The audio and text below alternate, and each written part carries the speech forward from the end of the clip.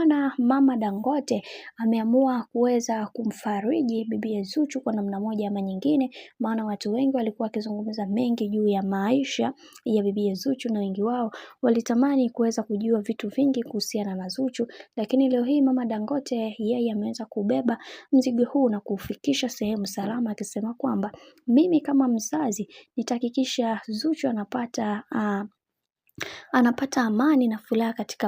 katika ndoa yake, kwa sababu naona watu wengi wamekuwa wakimzungumzia vibaya, jambo ambalo mara zote sikuwa nalihitaji, na pia watu wengi wamekuwa wakinizungumzia mimi tena vibaya. Hili jambo limekuwa likiniuma sana na natamani kuweza kuzungumza mengi juu ya haya ambayo yanayoendelea, lakini naona kuna baadhi ya watu wanatamani kuweza kuona mimi nikifanya kitu ambacho watu wengine kitawafanya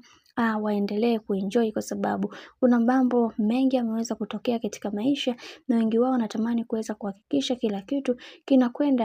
kinakwenda vile ambavyo inavyostahili, kwa sababu tumeweza kuona watu wengi waliweza kuzungumza mengi wakisema kwamba hakuna mapenzi ya dhati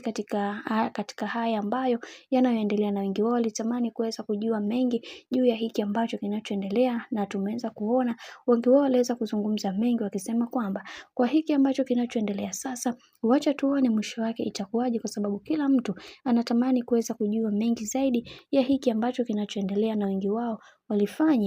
walifanya vitu vingi kuweza kuhakikisha kila kitu kinakuwa katika misingi na mikakati iliyo bora, na wengi wao wakazungumza haya yote kisha wakasema kwamba tunaamini kwenye hiki ambacho kinachoendelea sasa, kila kitu kitakuwa katika mikakati na misingi iliyo bora, kwa sababu kila mtu anatamani kuweza kuona mwenza wake akipitia hatua kubwa sana katika maisha, na tumeweza kuona wengi wao waliweza kuzungumza mengi juu ya haya ambayo yanayoendelea, na wengi wao wakasema kwamba tunaamini kwenye hiki ambacho kinachoendelea sasa, Mungu atasimama kwa kila upande wa mtu, kwa sababu tunajua Mama Dangote ni mtu mwema na anatamani kuweza kuona mjukuu wake akikuwa katika misingi na maadili yaliyo mema, licha ya watu wengi kuweza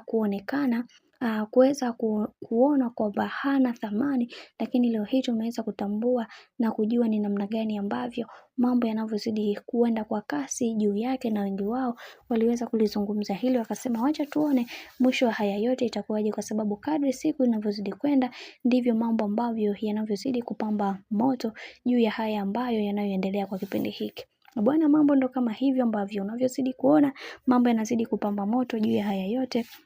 Mimi naomba nikusihi kitu kimoja, kama ndo mara kwa kwanza basi usisahau kusubscribe, kulike, kushare pamoja na kucomment. Mimi sina la ziada, wacha nikutakia siku njema na kazi njema, tukutane next time. Bye bye.